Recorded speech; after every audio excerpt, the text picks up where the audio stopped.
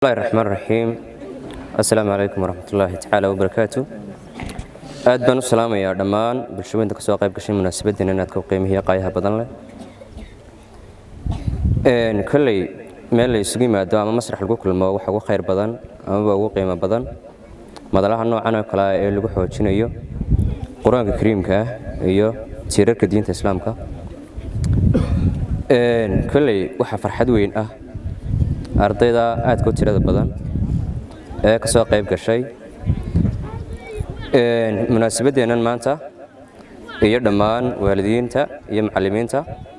iyo haddii tahay marti sharafba aad baan ugu mahad celinayaa waxaan uga mahad celinayaa waqtigooda qaaliga ah ee ay runtii soo hureen kulley anigu waxaan ka mid ka ahay ama aan ka mid ahay dadka ugu xogogaalsan ama ugu dhuunta daloola markiskeenan ama madrasadeenan Fathul Khayr ah runtii waxaan idinka marxaati ahay dadaalka iyo juhdiga ay macallimiintaasi ku bixiyaan sidii ay u taabageli lahayd ama u tisqaadi lahayd ardayda yaryar iyo tacliinta diinta islaamka ee ay gacanta ku hayaan waana waajib saaran runtii waxaan aad iyo aad ugu mahad celinayaa Ustaad Axmed Xuseen Haybe الله خير بدن هسيه ورنتي جهد دير يددال دير يكو بحية وقت جي سقالي أنا هراسي أيوه هرمر لهاين يرير كاير يري أو بحاد تلكني وصبح حية بالرجال المستقبل كانوا نقول أنا كويد تلكني هو جميل لها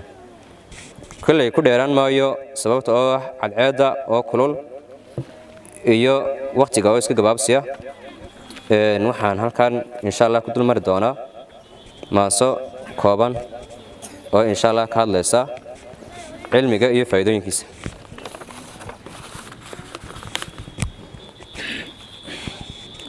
suugaanta haddaan dhex maaxo godkeeda haddaan dhab taabto damiirkaygaan ku dhaabay dhexdiisa haddaan ka baadho haddaan maansida dhudeeda haddaan dhadhakeeda doono dhankeeda haddaan jalleeco dhageysta dhammaaladayda tacliinta markii la dheehday khalqigu dhan kastaba ka eegay daraasada dheer sameeyay cilmigu waa dhaxal adduunka dhabada weeyaan hanuunka dhismaha weeyaan qulubta dharaarta la laabo koonka dhitada weeyaan dambaysa dhibaato haddaad la jaarto dawada weeyaan dhagaysa adduunka dharaarahaaga intaad dhulka gaardinayso haddaad tahay ruux dhargaaya dhabtaadana maalku yaallo dhalaalna lagu dhameeyey dhiilkaaguna gamarshiyeynin oo aanad aqoonta dheebsan waxbaa kaa kala dhantaalan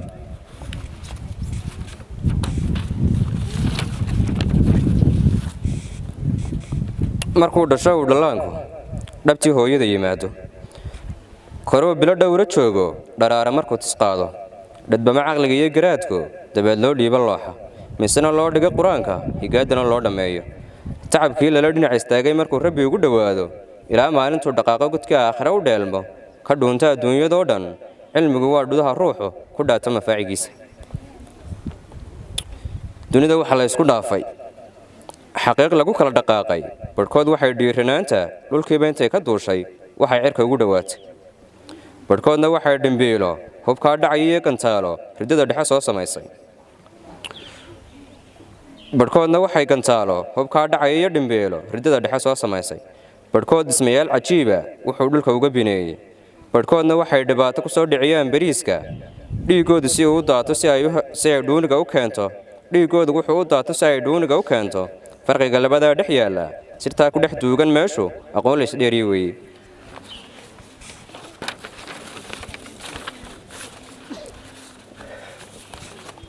dhirtuna midhaha iyo caleenta hadhkiyo dheemaalku ma aha miduu rabbigii dhalooqay dhammaantood hibow siiyey